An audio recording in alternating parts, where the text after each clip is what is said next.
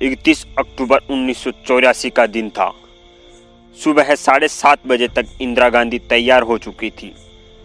उस दिन उन्होंने केसरिया रंग की साड़ी पहनी थी जिसका बॉर्डर काला था। इस दिन उनका पहला अपॉइंटमेंट पीटर उस्तुनोव के साथ था, जो इंदिरा गांधी पर एक डॉक्यूमेंट्री बना रहे थे और एक दिन पहले ओडिशा दौरे के दौरान भी उनका शूट कर रहे थे। दोपहर में उन्हें ब्रिटेन के पूर्व प्रधानमंत्री जेम्स केलिंगन और मिजोरम के एक नेता से मिलना था। शाम को वो ब्रिटेन की राजकुमारी एन को भोज देने वाली थी। उस दिन नाश्ते में उन्होंने 2 टोस्ट, सीरियल्स, संतरे का ताज़ा जूस और अंडे लिए थे। नाश्ते के बाद जब मेकअप मैन उनके चेहरे पर पाउडर और ब्लेजर लगा रहे थे तो उनके डॉक्टर केपी माथुर वहां पहुंच गए। वो रोज इसी समय उन्हें देखने पहुंचते थे। उन्होंने डॉक्टर माथुर को भी अंदर बुला लिया और दोनों बात करने लगे।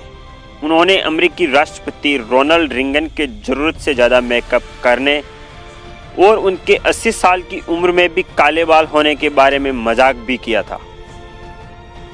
9:10 पर जब इंदिरा गांधी बाहर आई तो खुशनुमा धूप खिली हुई थी।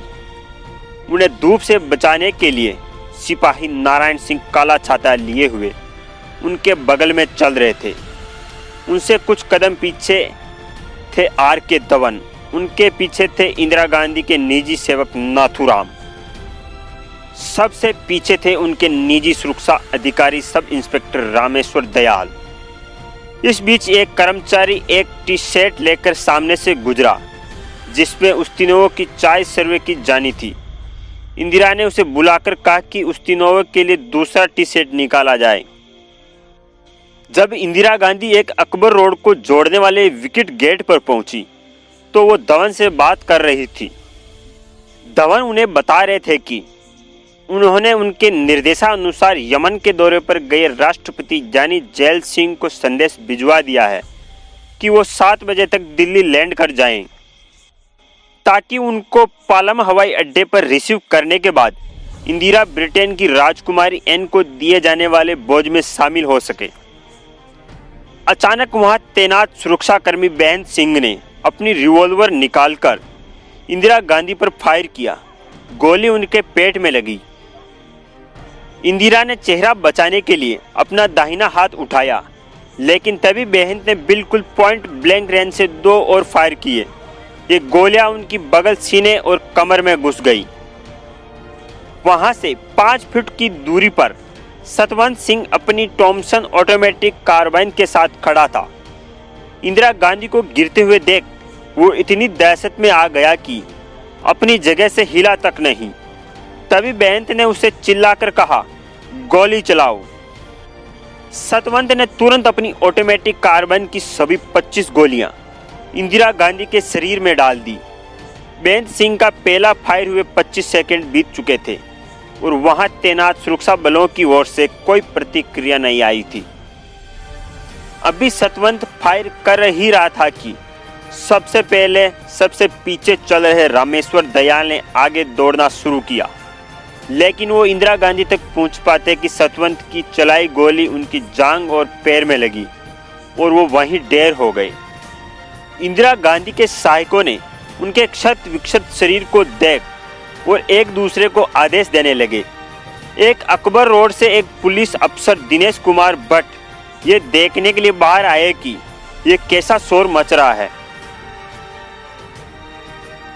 उसी समय बेहंत सिंह और सतवंत सिंह दोनों ने अपने हथियार नीचे डाल दिए। बेहंत सिंह ने कहा, हमें जो कुछ करना था हमने कर दिया, अब तुम्हें जो कुछ करना है वो तुम करो। तभी नारायण सिंह ने आगे कूदकर बेहंत सिंह को जमीन पर पटक दिया।